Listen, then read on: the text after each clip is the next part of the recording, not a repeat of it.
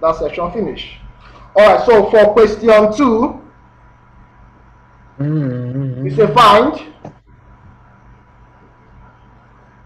the inverse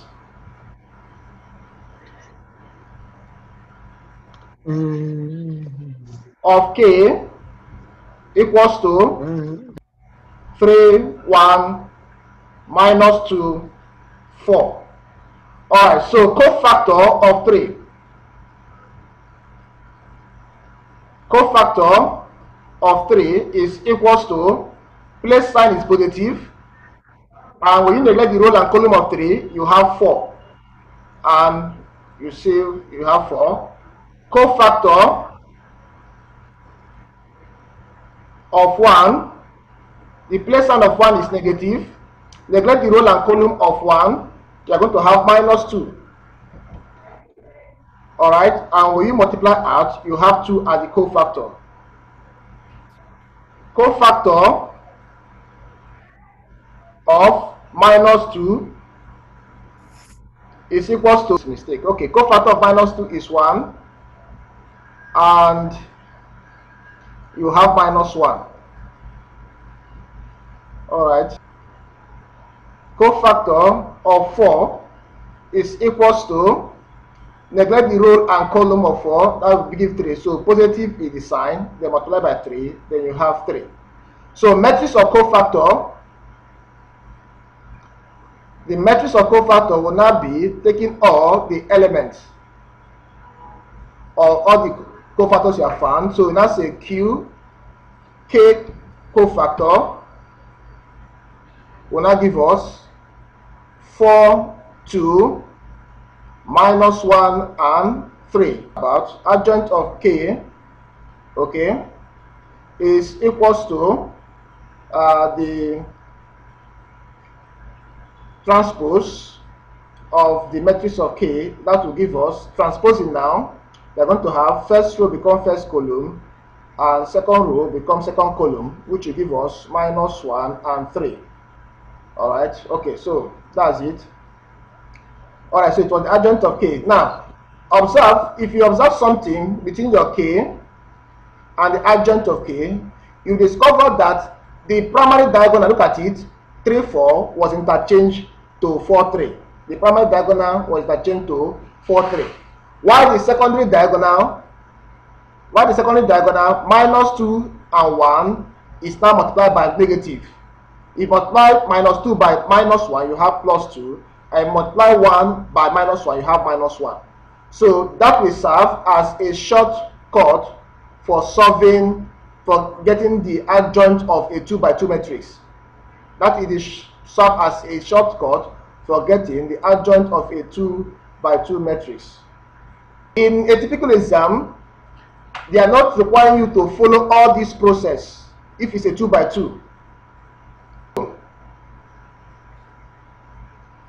Okay, so this is now the adjoint of K. So that implies that the inverse of K, K inverse, is now equals to the adjoint of K all over the determinant of K. Okay, but we have not found the determinant of K. So we now say that implies that the determinant of K, okay, is equals, this is the matrix now, this is the matrix. Alright, so that will now give us 3 times 4 give us 12, minus 2 times 1 give us minus 2, and when you solve, you are going to have 14. So that implies that K inverse is equals to adjoint of K, which is now have 1 over 14, multiplied by the adjoint of K, which is 4 minus 1, 2, and 3. So this is the inverse of a 2 by 2 matrix. So please take note that for a 2 by 2 matrix, you can follow the shortcut. Okay, just invert, interchange, flip over the primary diagonal. This is 3 and 4. When I flip it over, I'm going to have 4 and 3. While the secondary diagonal, multiply it by minus. The secondary diagonal, which was minus 2 and 1, if multiplied by minus, you're going to have 2 and minus 1. That is the shortcut for getting the adjoint of a 2 by 2 matrix, and you are allowed to do so, to follow shortcut for a 2 by 2, only 2 by 2. All right, so please take note of that. Okay, so this is another question. All right, find the matrix C given that xt is equal to I such that x is a matrix of that and I is an identity matrix. All right, so when you remember carefully, if you cast your mind back, when we did types of matrices, we mentioned what we call the unit matrix. Okay, I. So I is identity or unit matrix. Okay, for a 2 by 2, it is 1, 0, 0, and 1. This is a 2 by 2 identity matrix, and for a 3 by 3, it is 1, 0, 0, 0, 1, 0, and 0, 0, 1. And a 4 by 4 can also form that. So it is just a matrix that has only one along a leading of primary diagonal. Okay, so that was what we learned under types of matrices. So an identity matrix is also called a unit matrix, and this is for a 2 by 2, and this is a 3 by 3, and you can have 4 by 4, and so on and so forth. All you need to know that it is just one along the primary diagonal, others are 0. Okay, so having explained that, we'll quickly come back to solve our problem.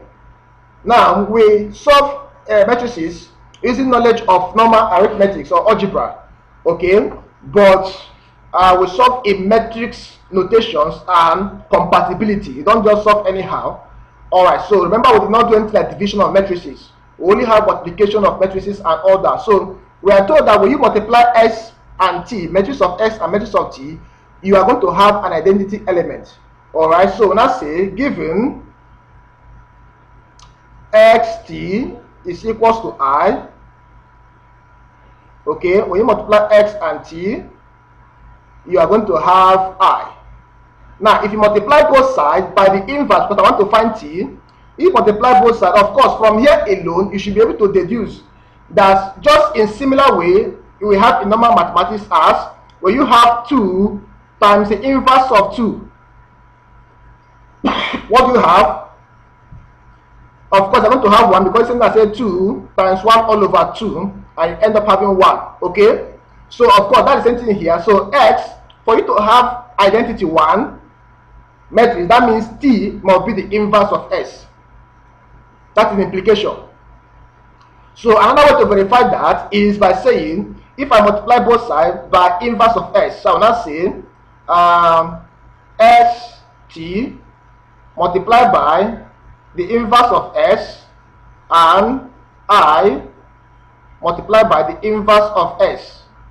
Okay, now s times the inverse of s will actually give us I, so I'm going to have it here is equals to is inverse, because x multiplied by the inverse will give us identity element, just as we have in normal mathematics. 2 times its inverse will give you 1. So by comparison, when we apply comparison, inverse will cancel inverse, so therefore your t you're asking you to find is actually equals to the inverse of s. So that's another way to prove that. So I have used 2 methods to show that t that you're looking for is actually the inverse of s. So now we have seen that, we can now proceed to solve. So you now say that so since it is the inverse, so what you do, you now say st, this is s now, from st equals to I. All right, s is what? Minus 1, 1, 1 and minus 2 multiplied by t, which is the inverse. Okay, now you don't know the inverse, you can call, there are 2 ways to do that. You can just go ahead and find the inverse of s if you want. You can go ahead and find the inverse of s if you want. The inverse of s if you want. Now you have now known that it is that. So I can solve it through this short way. Now I can solve it through the short method by saying that t, since t is equal to the inverse, that implies that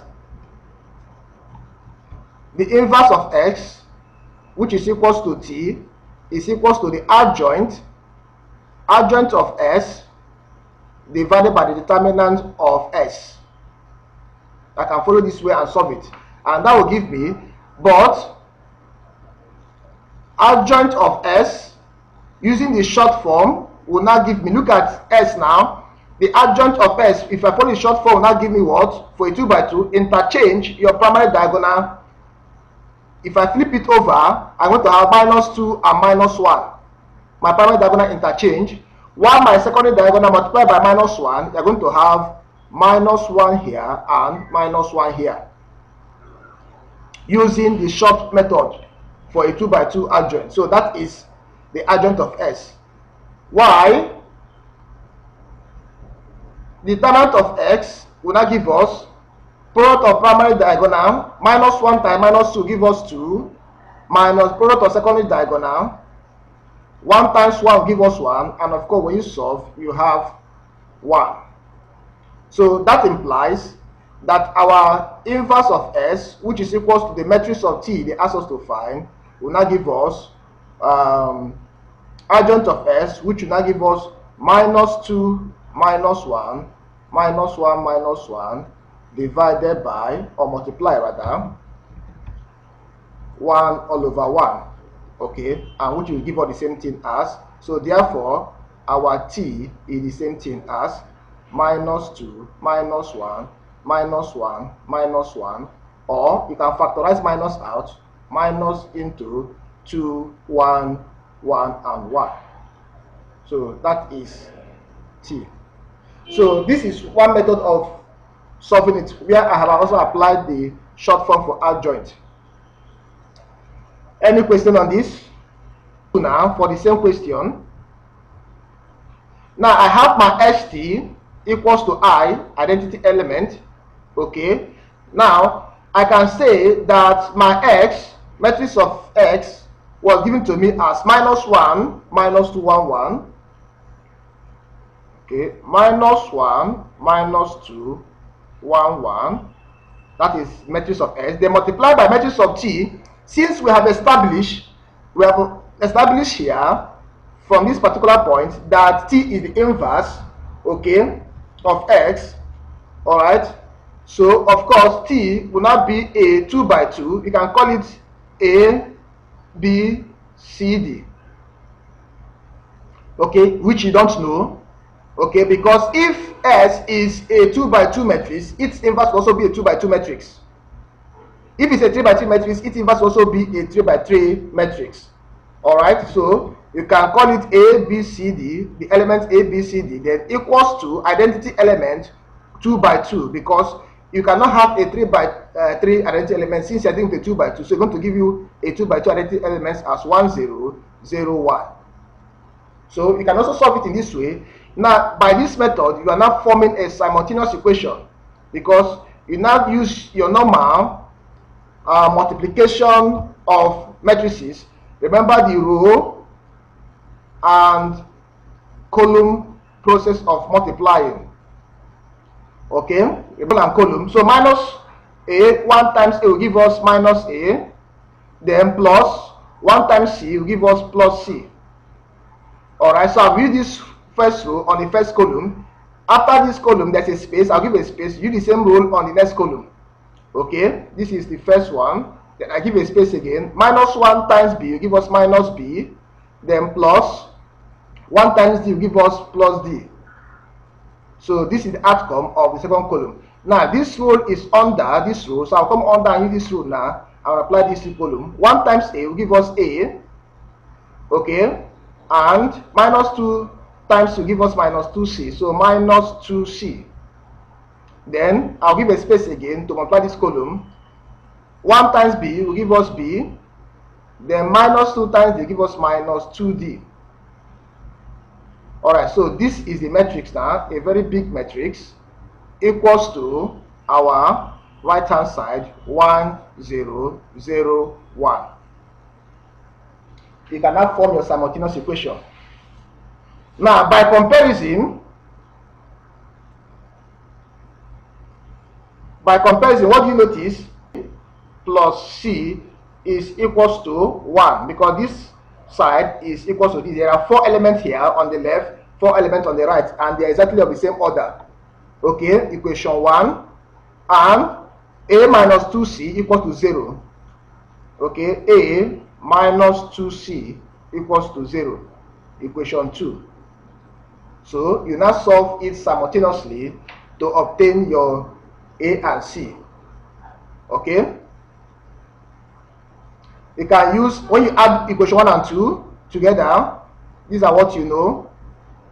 Adding 1 and 2, equation 1 and 2, when you add equation 1 and 2, minus plus A will give us 0, and C minus 2C will give us minus C.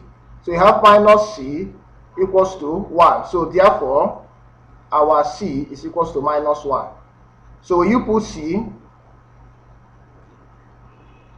into equation 1, okay, you have minus A minus 1 is equals to 1.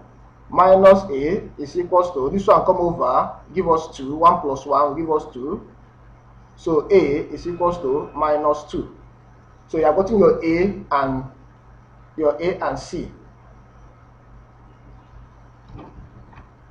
You are getting your A and C. Okay, so you now do the same thing to also get your B and D. Comparing also, similarly, okay, minus B plus D is equals to 0, equation 1, and B minus 2D equals to 1, B minus 2D is equals to 1, equation 2. You solve simultaneously again.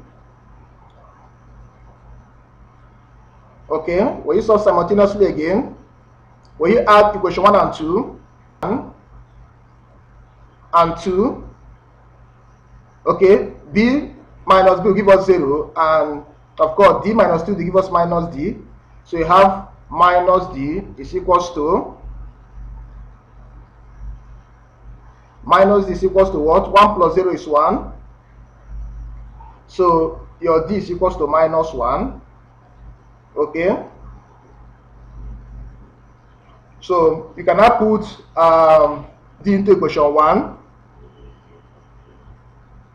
Put D into equation 1. What is equation 1? Minus B plus D equals to 0. So now say minus B plus D is minus 1 is equals to 0. So minus B is equals to 1. If this minus 1 go over there, so B is equals to, alright, so that is our B. Then of course your T is equals to A, B, C, D, which will now give us our A is minus 2 and C is minus 1. So A is minus 2 and C is minus 1.